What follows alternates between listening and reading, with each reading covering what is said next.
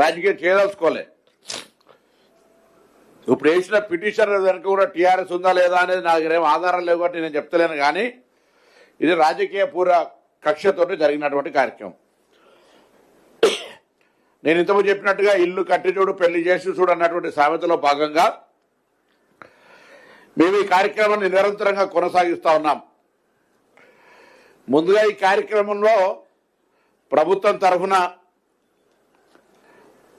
Nodal మంత్రిగా backward class welfare మినిస్టర్గా ఇందుకు సంబంధించి న్యాయపరంగా కౌంటర్ ఫైల్ చేయకపోవడానికి గల కారణము అటు బాధ్యత గల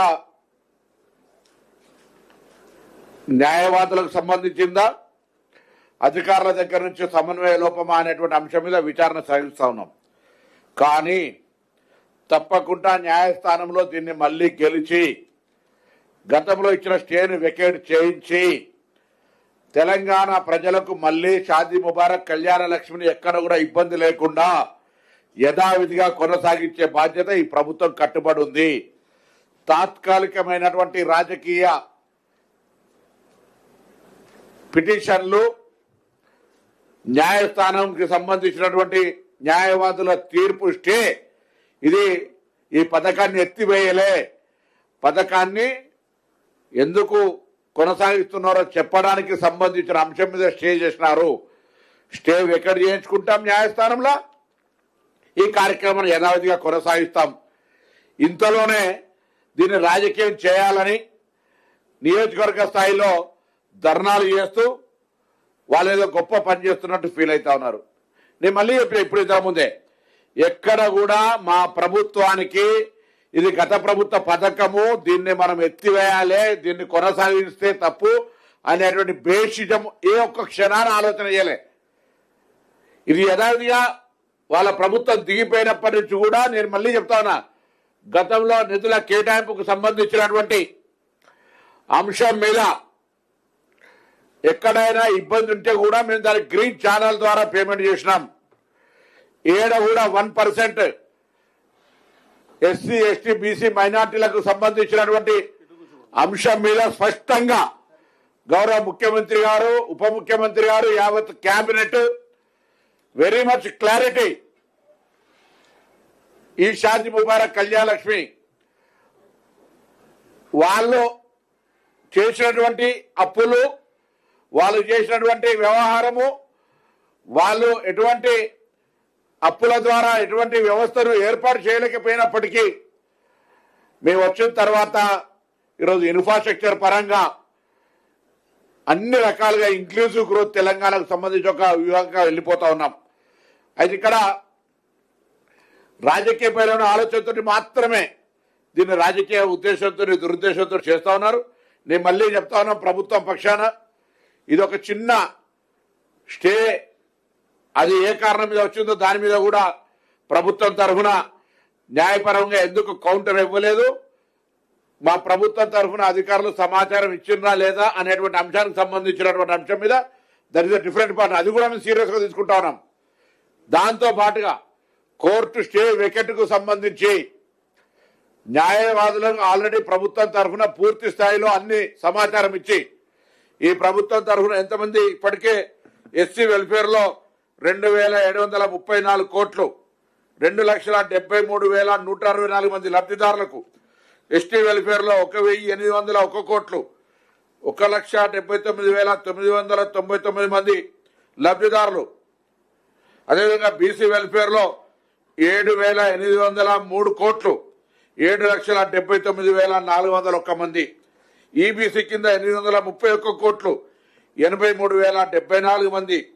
మైనార్టీ వెల్ఫేర్ కింద 3,204 కోట్లు, 3,62,769 మందికి మేము ఈ పథకం కింద మొత్తంగా 16,375.87 కోట్లను 16,78,347 మంది లబ్ధిదారులకు గ్రీన్ ఛానల్ ద్వారా ఎటువంటి జాప్యం లేకుండా గత ప్రభుత్వం తెచ్చిన పథకం అనేటువంటి ఎక్కడ కూడా నిర్లక్ష్యము బేషిజము పెట్టుకోకుండా ఈ కార్యక్రమాన్ని చేస్తా ఉన్నాం.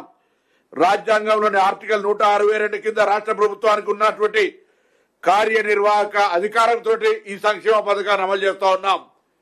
ఇందులో ఎవరో కొంతమంది వ్యక్తులు కోర్టుకు వెళ్ళినప్పటికీ కూడా కోర్టుల పట్ల అపారమైన గౌరవం ఉండి కోర్టులో మా యొక్క వాదన వినిపించి ప్రభుత్వం తీసుకుంటున్నటువంటి సంక్షేమ కార్యక్రమాన్ని వివరించి ప్రభుత్వ ఉద్దేశాన్ని వివరించి ఆ స్టేని వెకేట్ చేసుకునే బాధ్యత మాది, ఆ పథకాన్ని కొనసాగించే బాధ్యత మాది, ఆ పథకం ఎక్కడికి పోదు అనేటువంటి విశ్వాసం ఇచ్చే ప్రయత్నం చేస్తాను. ఈ రోజు ఈ యొక్క స్టే మీదనే ఈరోజు రద్దు అయినట్టుగా ఈ పథకాన్ని మేము ఎత్తేసినట్టుగా ధర్నా చేస్తున్న మూర్ఖులకు చెప్తా ఉన్నా. ఈరోజు చర్చ పెడదాం. 10 సంవత్సరాలుగా ఎస్సీ ఎస్టీ బీసీ మైనార్టీలకు సంబంధించి ఎంతమందికి పేదవాళ్ళకి ఇళ్లు కట్టించినారు, ఎంతమందికి స్వయం ఉపాధి కింద ఏమి ఇచ్చినావు, ఏ కార్యక్రమం లోపల ఏం తీసుకున్నారు చర్చ చేద్దాం. ఇవాళ మేము ఓవర్సీస్ స్కాలర్షిప్లు పెంచినాం, ఇవాళ పిల్లల డైట్ ఛార్జీలు పెంచినాం, కాస్మెటిక్ ఛార్జీలు పెంచినాం, ఇంటిగ్రేటెడ్ స్కూల్స్ కడతా ఉన్నాం. ఎస్సీ ఎస్టీ బీసీ బ్యాక్వర్డ్ క్లాసులకు సంబంధించి ఒక స్పెషల్ డ్రైవ్ సోషలిస్ట్ కాస్తో ముందుకు పోతా ఉన్నాం. కుటుంబ సర్వే జరిగి బీసీ కులగణన జరిగితే కూడా భాగస్వామ్యం కాని వాళ్ళు ఇలా పేదలకు సంబంధించిన దాని మీద ధర్నాలు చేస్తున్నారు. రాజకీయంగా బుద్ధి ఉండాలి కదా, కనీస జ్ఞానం ఉండాలి కదా. ఇది కనీసం ఒక కోర్టు స్టే వచ్చింది, దీంతో ఇబ్బంది ఉన్నది, న్యాయస్థానంలో 4 వారాల్లో తొలగిపోతుంది, దీని మీద రాజకీయం చేసిన అనవసరము, మనమే తలకాయ బొట్టి కట్టుకున్నట్టు అవుతుంది అనేటువంటి మినిమం కామన్ సెన్స్ లేకపోతే పిలిపించిన కార్యనిర్వాహక అధ్యక్షుడు కేటీఆర్ గారు అడుగుతా ఉన్నా, ఒకవేళ మా ప్రభుత్వానికి దురుద్దేశం ఉంది అనుకుంటే నీ పార్టీ తరఫున ఇందులో ఎందుకు ఇంటర్ఫేర్ అయ్యి ఇది కొనసాగాలని ఎందుకు ఆర్గ్యుమెంట్ చేయాలని అడుగుతా ఉన్నా. ఇలా ఒకవేళ నా ప్రభుత్వానికి దురుద్దేశం ఉందని ఏదైతే ఆరోపణ చేస్తా ఉన్నావు, నేను చెప్తా ఉన్నా మళ్ళీ కూడా ఈరోజు నా ప్రభుత్వానికి దురుద్దేశం లేదు. కళ్యాణ లక్ష్మి షాదీ ముబారక్ యథావిధిగా కొనసాగుతాయి. ఒక చిన్న స్టే మీద ఆగిందని న్యాయపరంగా పరిష్కరించుకుంటాం, కానీ మీరు చేస్తుంది ఏంటి అని అడుగుతా ఉన్నా. ఇలా ఒక స్టేను తీసుకొని రాజకీయంగా ఆరోపణలు చేస్తా ఉన్నారే.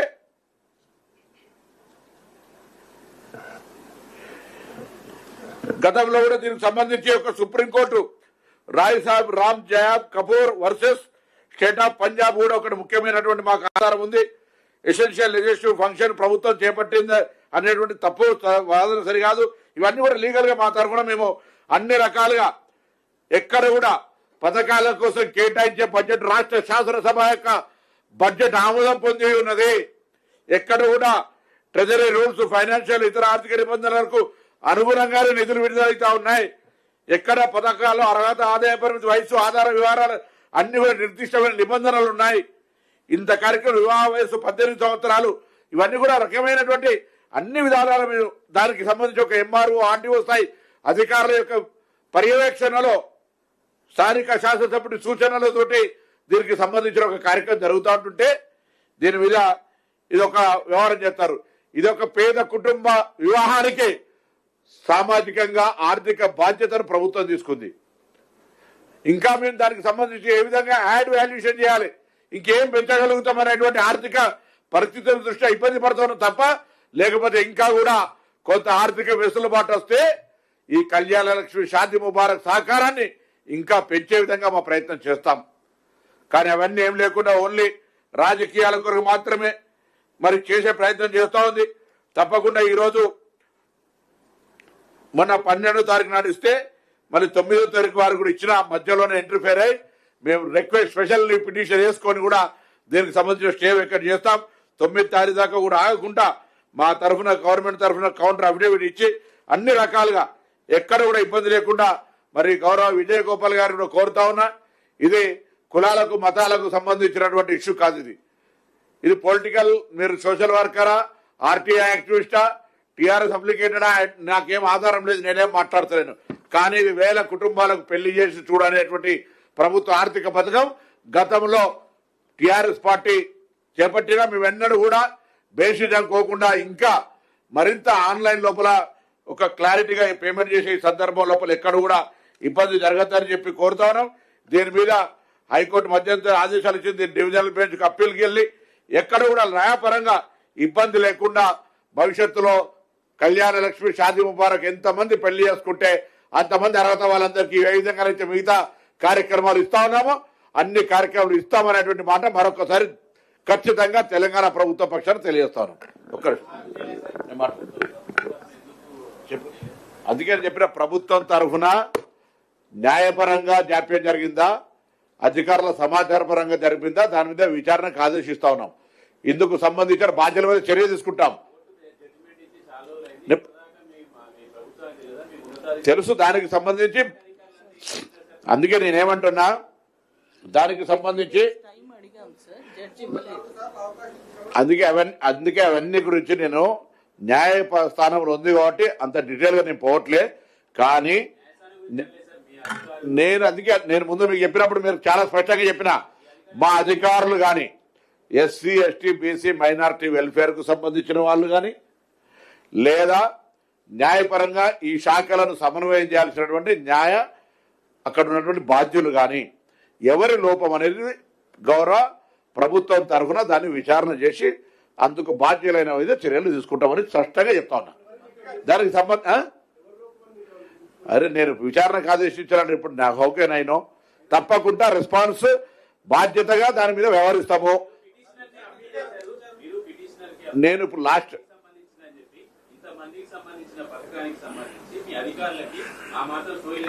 నేను అదే చెప్తా ఉన్నా కదా, నేను అనే మాట మీరు అర్థం చేసుకుంటలేరు. నేను 100% దాని మీద very serious. Government is very serious. ప్రభుత్వం చాలా సీరియస్ గా ఉంది. అరే నేను అందుకే 4 సార్లు అవకాశం ఇచ్చిర్రా, 5 సార్లు అవకాశం ఇచ్చిర్రా. కౌంటర్ ఫైల్ చేయకపోవడానికి గల కారణం న్యాయవాదుల తప్ప అధికారుల తప్ప. తెలిసిన తర్వాత యాక్షన్ తీసుకోకపోతే you can ask question. Please try to understand.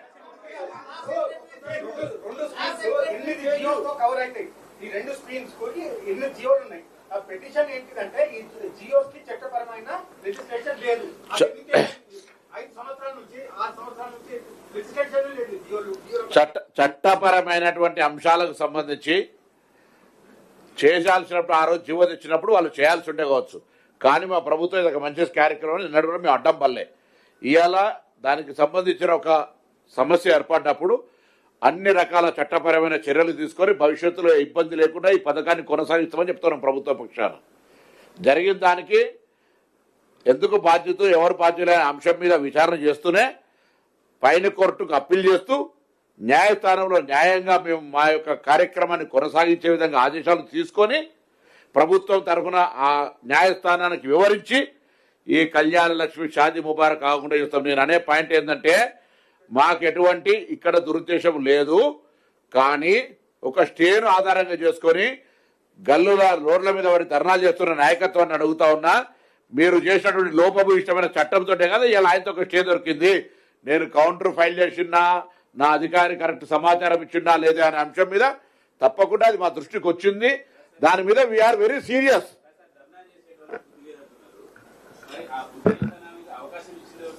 నేను చెప్పినా దానికి విచారణ చేస్తున్నాను, మరి యాక్షన్ తీసుకుంటామని చెప్పినా కదా.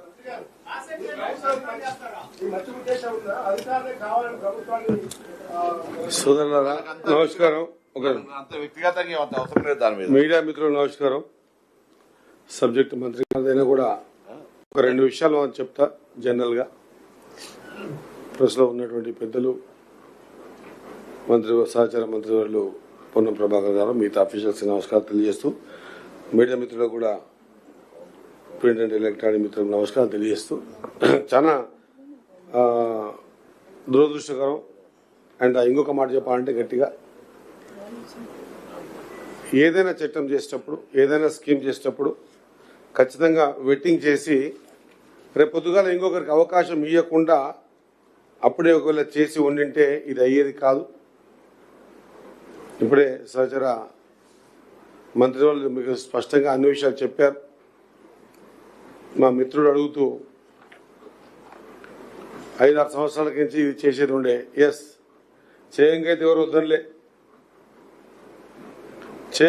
వద్దలే కదా. అరే చట్టబద్ధత చేసింది ఈరోజు ఈ అవకాశం రాకుండే కదా. ఆహార భద్రత స్కీమ్ కి చట్టబద్ధత చేసింది కాంగ్రెస్ పార్టీ కదా. ఎవరు పోవడానికి అవకాశం లేకుండా చేసినాం కదా. ఈ రోజు వాళ్ళు ఎందుకు చేయలేదు? చేసే అవకాశం ఉన్నా మాకు ఈ గ్యాప్ లో ఏం జరిగిందనే దాని పట్ల స్పష్టంగా మంత్రి గారు చెప్పారు. 100% ప్రభుత్వంలో ఎవరు దీన్ని తప్పు జరిగినా వాళ్ళ మీద చర్య తీసుకుంటామన్నమాట. ఇది వాస్తవం. రెండవది, నేను ఈ మీడియా మిత్రుల ద్వారా యావత్ తెలంగాణ ప్రజలకు దట్టు ముఖ్యంగా కళ్యాణ లక్ష్మి షాదీ ముబారక్ మీద ఆధారపడ్డటువంటి సబండ వర్గాలన్నిటికి కూడా దాదాపు నేను అనుకుంటా కళ్యాణ లక్ష్మి షాదీ ముబారక్ అప్లికేషన్ పెట్టుకునే వాళ్ళందరూ కూడా వెనుకబడ్డ తరగతులు, చాలా అతి పేదవాళ్ళు, ఎస్సీ ఎస్టీ బీసీ మైనార్టీ వర్గాలు, ఈబీసీ వర్గాలు, అగ్రవర్ణాల పేదలే అప్లికేషన్ చేసుకుంటారు. కాబట్టి ఎవరు కూడా అధైర్యపడొద్దు, ఖచ్చితంగా ఈ స్కీమ్ కొనసాగుతుంది అని గట్టిగా కుండ బద్దలు కొట్టినట్టు చెప్తా ఉన్నా. రెండో అంశం, దీనికి కావాల్సినటువంటి ఇన్ఫర్మేషన్ తీసుకొని ఎవరైనా సరే వదిలిపెట్టేది లేదు, వాళ్ళ మీద సీరియస్ యాక్షన్ తీసుకుంటామని మంత్రి గారు చెప్పారు. జనరల్ గా ఇక్కడ మనం చూడాల్సిన అంశం ఏంటంటే, గత ప్రభుత్వంలో తీసుకున్నటువంటి కార్యక్రమం దీని ద్వారా లబ్ధి చేకూరుతుంది ప్రజలకనే ఉద్దేశంతోనే ఆ కార్యక్రమాన్ని ఎక్కడ కూడా నేను గత ప్రభుత్వం ఉన్నప్పుడు కూడా జెడ్పీ ఫ్లోర్ లీడర్ని, ఉమ్మడి పాలమూరు జిల్లా జెడ్పీటీసీ ఫ్లోర్ లీడర్ని, ఈ విషయంలో చాలాసార్లు కొట్లాడడం జరిగింది. ఒకవేళ వాళ్ళు ఈ షాదీ ముబారక్ కళ్యాణ లక్ష్మి చెక్కులు ఒకసారి మీరు డాటా ఉంటుంది వెడ్డింగ్ చేసి తీసి బయట తీయండి, దాదాపు 6 నెలలు 8 నెలలకు ఒకసారి ఇచ్చే పరిస్థితి లేకుండే, సంవత్సరం వెయిట్ చేయాల్సి వస్తుండే. కానీ ఈసారి టెన్షన్ గా 3 నెలలు దాటినివ్వకుండా ఈ కార్యక్రమాన్ని కొనసాగిస్తున్నామంటే ఈ కార్యక్రమం పట్ల మాకెంత చిత్తశుద్ధి ఉందో నిర్ధారణ అవుతుందన్నమాట మరొకసారి గుర్తు చేస్తా ఉన్నా. కానీ మీరు చేస్తున్నది ఏంటి? ఒకవేళ మీరు అంటా ఉన్నారు ఈరోజు పిలుపునిచ్చారు, ఈ పిలుపునిచ్చే బదులు ఒకవేళ నిజంగా కూడా ఒక యాక్సిడెంట్ జరిగినప్పుడు మనదా తప్పు వాళ్ళదా తప్పు కాదు. యాక్సిడెంట్ జరిగినప్పుడు మన పెద్ద బండి అయితే చిన్న బండిని లేదా కింద బండిని మన బండిలో తీసుకుపోవడం వల్ల వాని ప్రాణాన్ని మనం కాపాడిన వాళ్ళం అవుతాం. ఒకవేళ నిజంగా మీకు అంత చిత్తశుద్ధి ఉంటే, కళ్యాణ లక్ష్మి షాదీ ముబారక్ మీద అంత మీకు ధ్యాస ఉంటే, మీరు ప్రభుత్వానికి చేయడం ఒకటే కాకుండా గుర్తు చేసి కోర్టుకు పోయి అటెండ్ ఇస్తానని అడిగే పరిస్థితి కాకుండా రాజకీయం చేద్దామనే దురుద్దేశం ఉంది కాబట్టి రేపు పిలుపునిచ్చారు. ప్రతి నియోజకవర్గ హెడ్ క్వార్టర్లో ఎంతసేపు ఉన్నా ఏదున్నా రాజకీయంగా ఏ విధంగా లబ్ధి చేకూరుతుంది అని ఆలోచన చేసే మీరా మమ్మల్ని కౌంటర్ చేసేది? ఒకసారి మనం కూడా ఆలోచన చేయాలి. ఇది బీద ప్రజల ఆర్థిక స్థితిగతుల మీద భారం పడేటువంటి ఒక ఆలోచన విధానంతో తీసుకున్న నిర్ణయం. ఇది మంచిగా ఉంది, దీన్ని కొనసాగించినాం, ఎక్కడ కూడా బేషాలకు పోలే.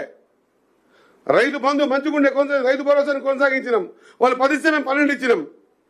రేపు షాదీ ముబారక్ కళ్యాణ లక్ష్మి కూడా రేపు మళ్ళీ దాన్ని కొనసాగించి ఈ ఆర్థిక పరిస్థితి ఇంత విచ్ఛిన్నమైన కూడా తెలంగాణ రాష్ట్రంలో ఆర్థిక దోపిడీ జరిగినా కూడా దీనికి మళ్ళా కంటిన్యూషన్ చేస్తూ ఏం చేయాలని ఆలోచన చేసేటువంటి ఆలోచన మాకుంటే, అది పక్క పెట్టి ఓన్లీ ఫక్త్ రాజకీయం ఏం కావాలా, మేము రాజకీయంగా ఎట్లా లబ్ధి పొందాలా అనే కోణంలో ఆలోచన చేసే వ్యక్తులకు ఈ ఆటలు ప్రజలు ఇంకా నమ్మరు.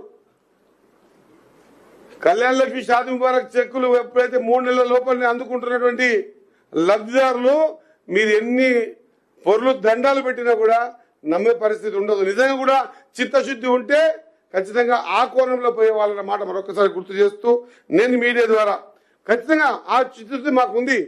అన్ని విషయాలు అన్ని కోణాలు రుజువైంది.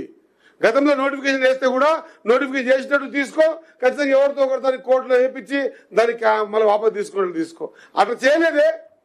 ఏ విషయాలైనా, ప్రమోషన్లైనా, ఉద్యోగాలైనా, ఏ విషయాలైనా సరే ఎక్కడ కోర్టులకు కూడా పోనివ్వకుండా, కోర్టులకు కూడా తావివ్వకుండా, ఇప్పుడు కోర్టు ఒక డిసిషన్ తీసుకుని మనం గౌరవించాలా. ఇదేమి డిసిషన్ తీసుకోగానే ఇది తీసేస్తామని కాదు కదా. వాళ్ళు అడిగినారు, మనం జవాబుదారీ చెప్పాలా. ప్రభుత్వం బాధ్యత చెబుతాం. ఖచ్చితంగా కళ్యాణ లక్ష్మి షాదీ ముబారక్ ని ఎటువంటి పరిస్థితుల్లో ఆపేది ఉండదు అన్నమాట మీ ద్వారా ఖచ్చితంగా యావత్ ప్రజానికానికి తెలియజేసుకుంటూ, ఒకసారి నిజాయితీ దీంట్లో ఎంత ఉందో మాకు కళ్యాణ లక్ష్మి షాదీ ముబారక్ చెక్కులు 3 నెలలు ఎట్లు ఇస్తున్నామో కావాల్సి మీకు డాటా ఉంటే తీసి చూడండి. గతంలో మాదిరిగా 6 నెలలు 8 నెలలు ఎలక్షన్ల ముందర ఇచ్చేటువంటి కార్యక్రమాలు చేయలేదు అన్నమాట గుర్తు చేస్తూ, దీన్ని రాజకీయ కోణంలో చూడకండి అని చెప్పేసి నేను ప్రతిపక్షాన్ని కోరుతా ఉన్నా.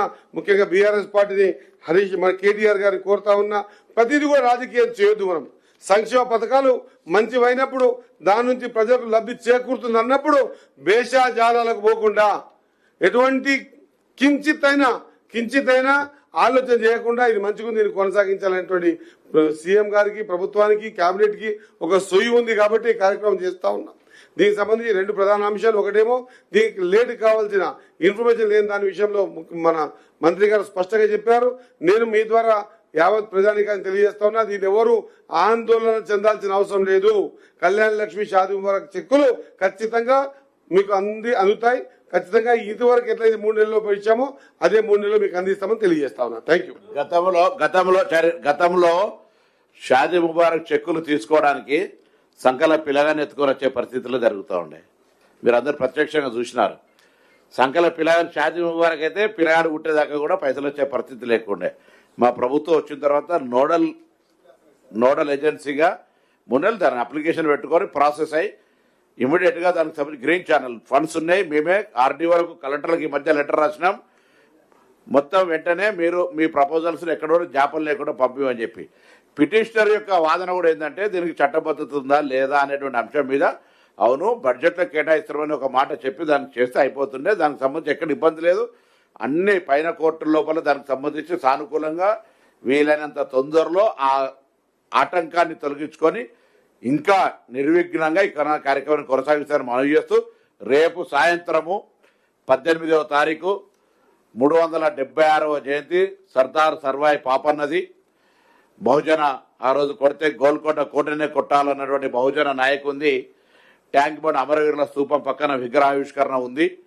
గౌరవ ముఖ్యమంత్రి గారు, ఉప ముఖ్యమంత్రి గారు, పిసిసి అధ్యక్షులు, సహచర మంత్రులు, ఎంపీలు, ఎమ్మెల్యేలు, ప్రజాప్రతినిధులు, ప్రజలందరూ కూడా బహుజన వాదులు అందరూ కూడా పాల్గొని జరిపేటువంటి సభలో అందరూ కూడా పాల్గొనాలని విజ్ఞప్తి చేస్తా ఉన్నాను. మీ అందరూ కూడా, ఎందుకంటే ఈ ఉద్యమ స్ఫూర్తి పక్కనే మొన్న జ్యోతిబా పూలే, సావిత్రిబాయి పూలే విగ్రహావిష్కరణ చేసుకున్నాం.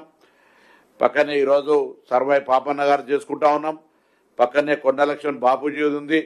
తర్వాత భవిష్యత్తులో ఇంకా ఏదైతే బలుగు బలహీన వర్గాలకు సంబంధించి లేదా తెలంగాణ అమరవీరులకు సంబంధించిన ఆటలు 1969 కావచ్చు, తెలంగాణ సంబంధించిన అనేక రకాల ఇవన్నీ కూడా మిగతాయి కూడా తొందరలో పండుగ సాయన్నది కావచ్చు, కొమరం భీం కావచ్చు, చాక లైలమ్మ కావచ్చు, లేకపోతే ఈ విధంగా అనేక సంబంధించినటువంటి విజ్ఞాపనలు వాటన్నిటికి సంబంధించి కూడా ప్రభుత్వం తరఫున త్వరలోనే అటువంటి కార్యక్రమం కొనసాగుతుందని మాట చేస్తూ రేపటి సాయంత్రం విగ్రహావిష్కరణకు అందరూ కూడా రావాల్సిందిగా విజ్ఞప్తి చేస్తూ అందరికీ నమస్కారం. అనుమానం లేదు. నేను మళ్ళీ చెప్పిన ఎప్పుడు పిటిషనర్ నేను పిటిషనర్ అకౌంటబుల్ నేను ఎప్పుడు చెప్పలే అట్లా. సారీ టు సెప్ అవును అదర్ పిటిషనర్కి అంతా ఇప్పుడు లార్జర్ ఇంట్రెస్ట్ ఆయనకి ఏదైనా ఎవరికో వ్యక్తిగతంగా లాభం జరుగుతుంది అనుకుంటేనో ఎవరికి ఇది ఒక మనం జనరల్ ఊర్లలో సామర్థ్యం పెళ్లి చేసి చూడు ఇల్లు కట్టి చూడు అనేది అటువంటి గవర్నమెంట్ ఒక సపోర్ట్ చేస్తుంది. ఇల్లు కడుతున్నాం 5 లక్షల రూపాయలతోటి పెళ్లికి పైసలు ఇస్తా ఉన్నాం. దాని మీద వ్యక్తిగతంగా పిటిషనర్కు ఏదైనా మోటివ్ లేకపోయేది ఉంటే ఆయనకు వ్యక్తిగతంగా నష్టం జరిగేది ఏం లేదు కదా. ప్రభుత్వ ఖజానా గురించి అంత సీరియస్ అయితే so many issues are there. తప్పకుండా చట్టబద్ధత కాదు, దానికి తీసుకోవాల్సిన మొత్తం షీల్డింగ్ అంతా కూడా చేస్తాం. భవిష్యత్తులో ఎవరైనా మళ్ళా ఎక్కడన్నా 10 ఏళ్ల తర్వాత 20 ఏళ్ల తర్వాత ఎవరైనా నష్టం తొలగించలేనటువంటి న్యాయపరంగా చిక్కులు లేని విధంగా చేస్తాం. నువ్వు అట్లా నేను చెప్పినా విచారణ చేపిస్తా అని చెప్పిన అంతకంటే చాలా సీరియస్ గా అటు ఎవరైతే న్యాయపరంగా రిప్రజెంట్ చేయాలో అధికారులుగా దానికి బాధ్యత ఉన్నటువంటి చెప్తే SC ST BC minority welfare సంబంధించి అందరికి సంబంధించినటువంటి దీని మీద చీఫ్ సెక్రటరీ గారు నిన్ననే ఆదేశించినాం. గౌరవ ముఖ్యమంత్రి గారి నోటీసులో ఉంది. తప్పకుండా ఈ అంశం మీద వీఆర్ వెరీ సీరియస్.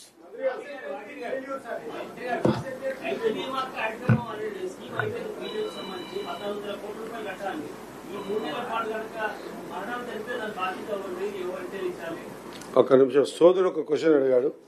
ఆ సోదరుని చెప్పినాక మీరు చెప్తారు. సోదరా, చేపల టెండర్లు ఆల్రెడీ పిలిచాం. ఆగస్టు నెలనే పిలిచాం. రేపు లాస్ట్ డేట్ ఉంది. ఇంకా కొంతమంది బిడ్డర్స్ ఒక 2 days టైం ఇవ్వండి, ఎక్స్టెన్షన్ చేయండి అడుగుతున్నారు. ఒకవేళ నేను కన్సర్న్ ఎండి గారు చెప్పాను నిఖిల గారికి 2 days టైం ఇస్తామా లేకుంటే ఈ రోజు రేపటికే క్లోజ్ చేస్తామా. కానీ టెండర్లు పిలిచాం. విత్ ఇన్ షార్ట్ టైంలో ఎల్లో ప్రభావంలో వర్షాలు రావనుకున్నాం. కానీ అదృష్టం కర్ణాటక మహారాష్ట్రలో వర్షాలు పడి అన్ని చెరువులు నింపుకున్నాం. కాబట్టి 100% తెలంగాణ రాష్ట్రంలో 26,000 చెరువులకు 100 రిజర్వాయర్లలో ఈసారి ఖచ్చితంగా చేప పిల్లలు రొయ్య పిల్లలు వదులుతాం. థ్యాంక్ యూ అన్న.